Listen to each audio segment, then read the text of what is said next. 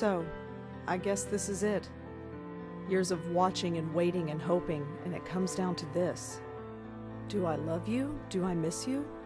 I don't know for sure, I hardly know you. But you're the closest thing to family I've got, and I suppose that's something. Goodbye, Auntie.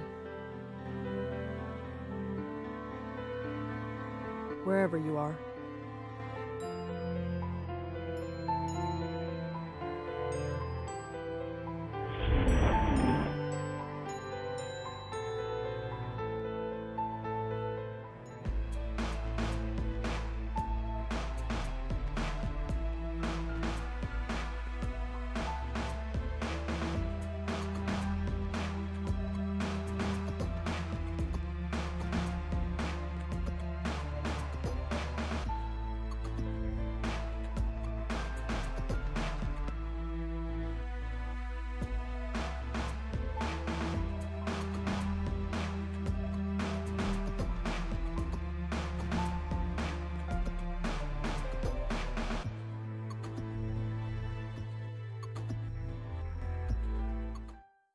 What a morning.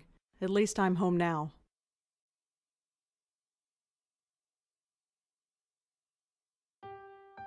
I've never seen this kid before in my life.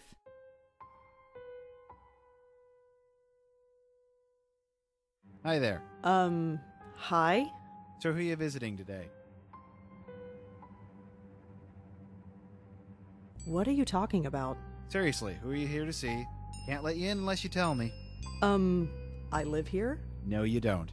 I know everybody in the building. I don't know you.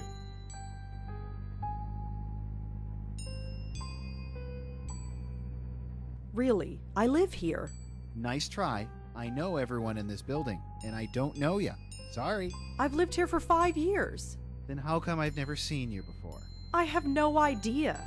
Doesn't matter. If you lived here, I'd know you. That's all there is to it.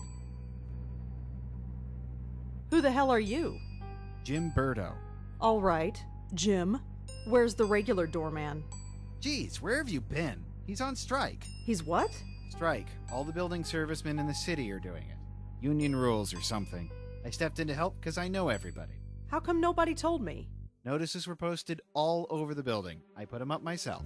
If you lived here, you'd have seen them. Who pays attention to things like that? Well, that's not my problem.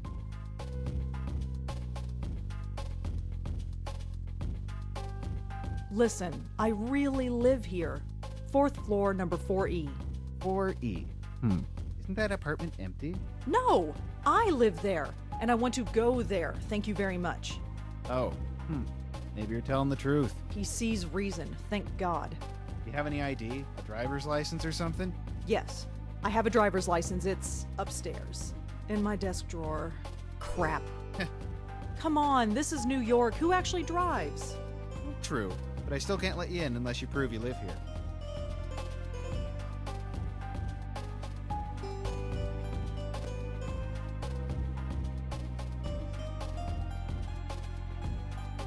Okay, I have no ID, and you don't know me.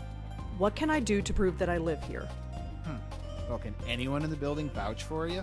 I'm not sure. I mean, I don't really know anybody here. How long have you lived here again? Be quiet. Not all of us are social butterflies. Okay, whatever. Hey, what about Nishanti Sharma? She could vouch for you. Who is this Nish? Nishanti Sharma. She lives in 4F. You know, right next door to 4E. You really don't get out much, do you? Your point? Nothing, but I'm sure she could vouch for you. Great, call her up. She's not here. Of course she isn't. So I gotta wait here all day for her. You might have to. Although, she usually goes to Washington Square Park in the mornings. You could look for her there. I'll be back. See you around.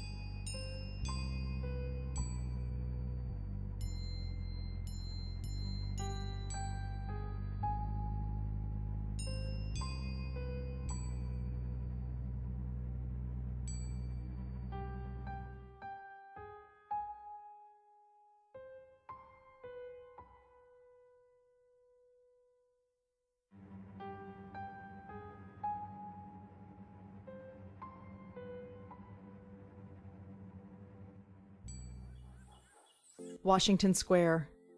It's been a while since I've been here. Still looks the same, I guess. Although the dog park is empty. I wonder why.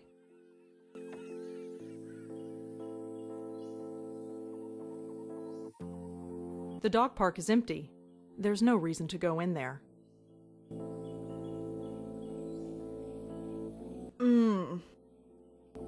Now I'm getting a stress headache. I need to get home.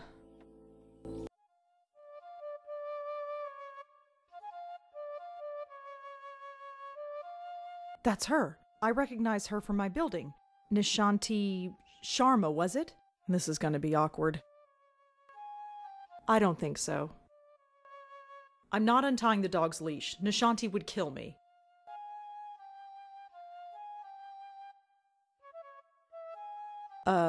Excuse?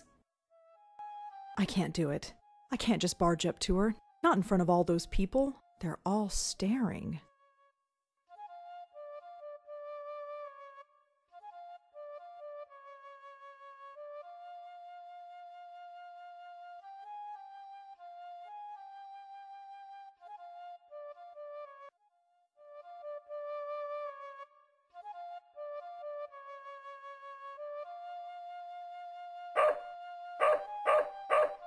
Oh, for heaven's sake.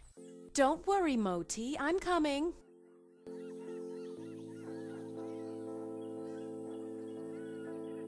There, all better. I can't take you anywhere, can I? Oh, it's you. The lady next door. Yeah, hi. Rhonda, isn't it? No, Rosangela. Well, Rosangela.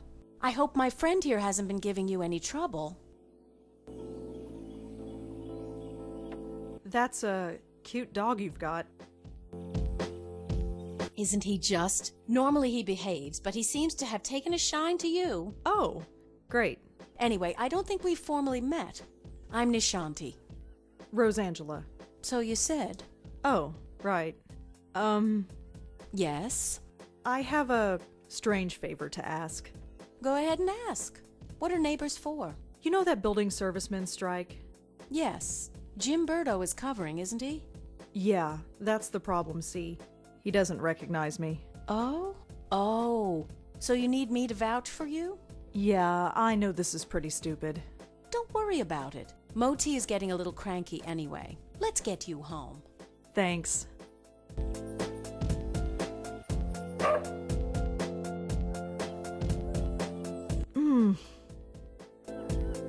Are you all right? I'm fine, I just need to get home. All right. Let's keep walking.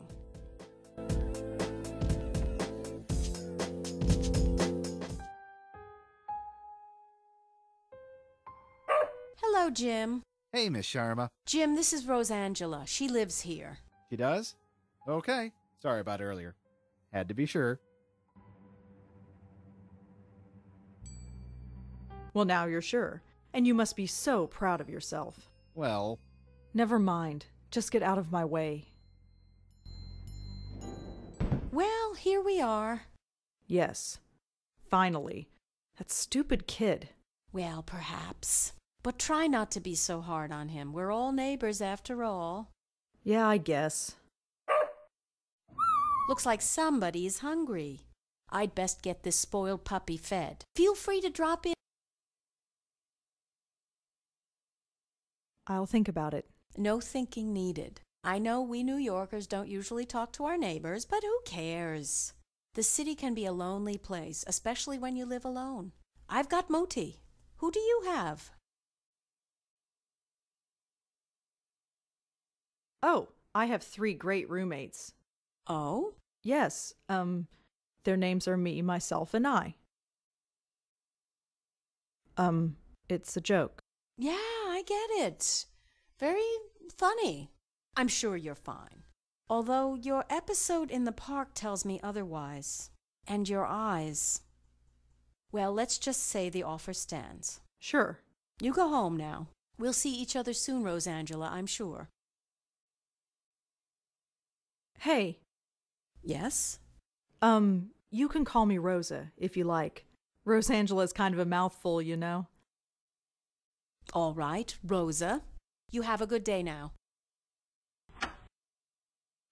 What a strange lady.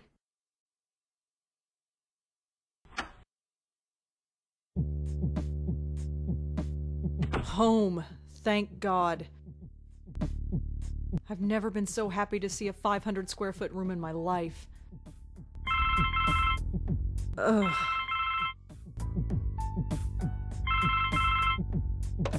Hello? This is Dr. Quentin from Bellevue Hospital. Yes? I was your aunt's primary care physician. Did you receive my letter?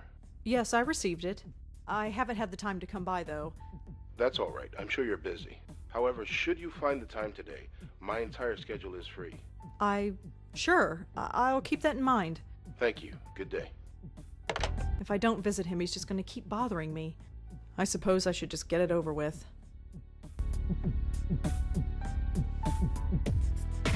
They're fine where they are. I suppose I should trim this plant. Maybe one day. Griff is fine where he is. I don't need to bother. I don't get reception anyway. I don't need to touch it. I know these plants are fake. It's a photograph of Auntie Lauren and me. No. I used to talk to this picture when I was a little girl, but not anymore. When I was a little girl, I'd try to talk to my younger self in this picture. I was trying to give myself advice about the future. It didn't work then, and I doubt it would work now.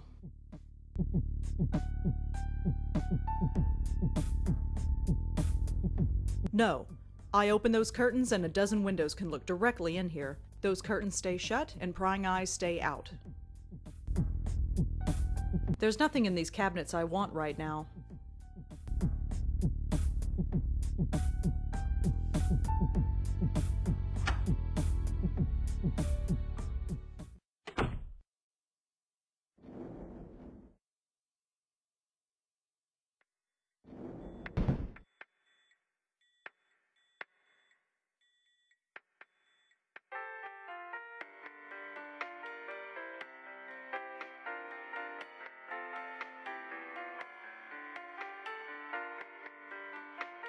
I'm here to see Dr. Quentin. Uh-huh. Is he expecting you? I've got this letter right here. Okay, looks legit. Go right in. His name's on the door, you can't miss it. Thanks.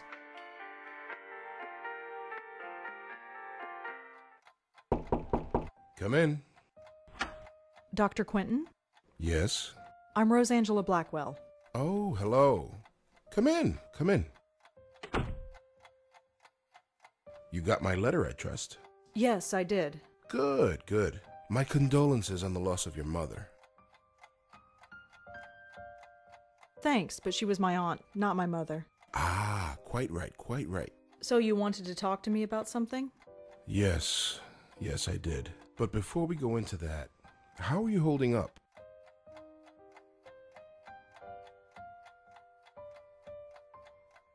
I'm fine. That's good to hear. You received the ashes? Yes, I scattered them this morning. I imagine you must miss her.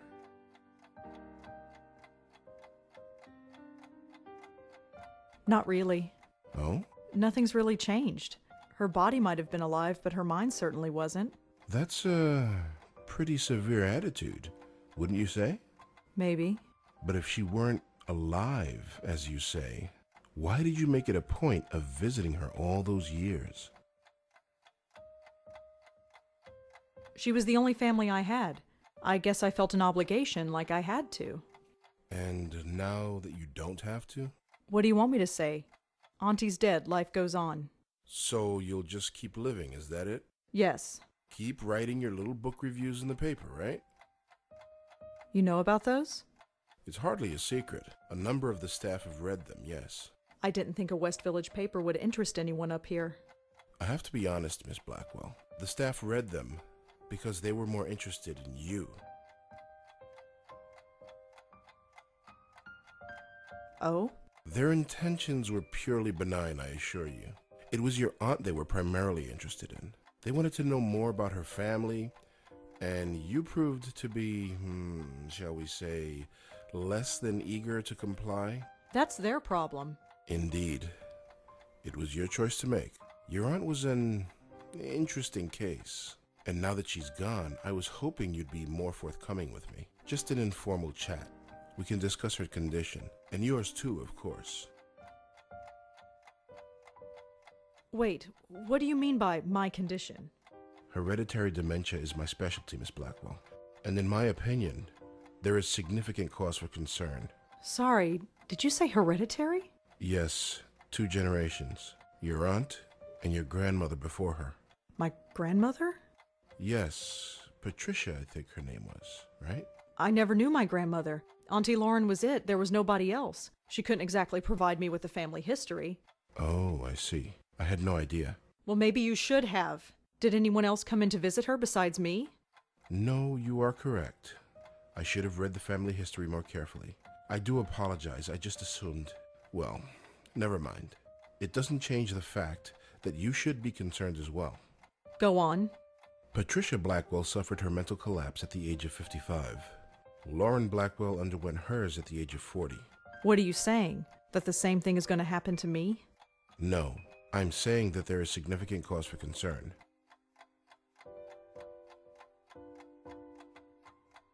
So, I had a grandmother. Apparently so. How do you know about her? It was in your aunt's case history when she was brought to us. Patricia Blackwell's symptoms were the same, word for word. Patricia's case was severe, and she was young, but it was chalked up to being an ordinary case of dementia. Until it struck her daughter. Until 20 years later, when it struck her daughter, yes. It seems impossible. Perhaps it's genetic, but we've detected no abnormality. So what should I do? Right now, nothing. This type of thing is unprecedented. There is no procedure to go through, no medication I can give you.